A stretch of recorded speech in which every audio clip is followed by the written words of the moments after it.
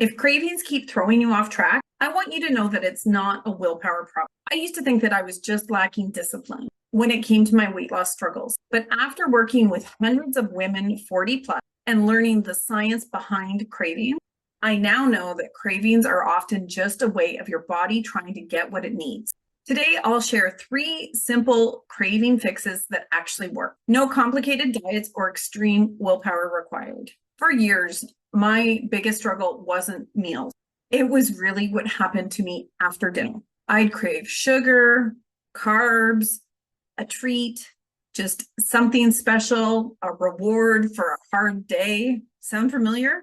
And I'd beat myself up. I'd think that I was broken or that I lacked discipline. But when I dug into the science and started paying attention to my own body, I realized that cravings are like warning lights. They're telling you that something is off.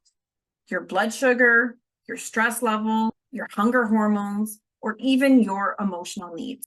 And the other night when I was on a panel at a women's menopause event, I heard the same struggle coming up over and over again. So many women were telling me how out of control they felt with food at night. But it's not just them.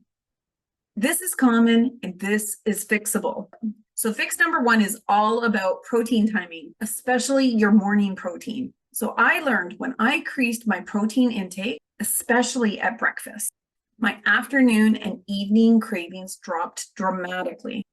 So my tip that I share with clients is to aim for a minimum of 30, ideally over 40 grams of protein at each and every breakfast to help stabilize hunger hormones for the day. And this works on a number of levels. First, it helps you to balance your blood sugar. And this is a key to dropping body fat as a woman in midlife, but also to controlling your craving. In addition, by getting that high protein intake first thing in the morning, you reduce your ghrelin levels. Ghrelin is a hunger signaling hormone. And in addition to that, you fuel and support your metabolism so that your body has the energy it needs and the fuel it requires to take you throughout the day and do all the things that you need to do. Fix number 2 is hydration plus a little electrolytes.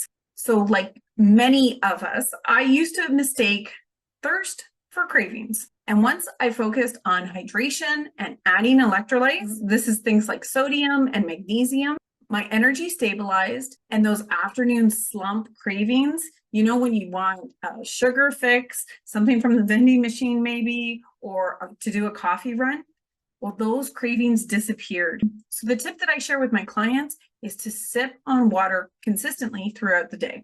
And consider adding in an electrolyte supplement in the afternoon if cravings are an issue for you. Comment below if you want to know my favorite electrolyte brand recommendations. And this works on a lot of levels.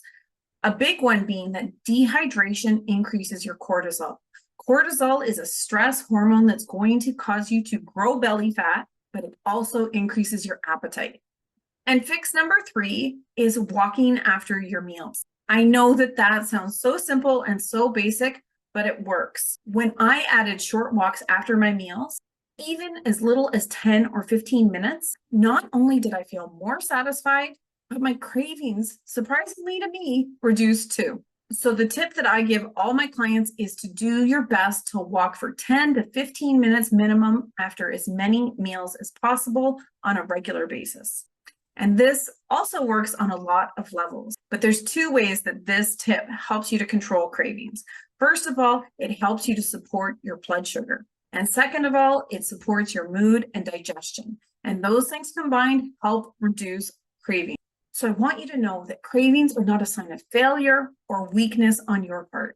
They're a sign that your body needs support. And once you give your body the right tools, the tools that it requires to be healthy and optimized, things like protein and hydration and blood sugar balance, the constant battle with cravings fades. Because this isn't about willpower, it's about working with your body instead of fighting against it.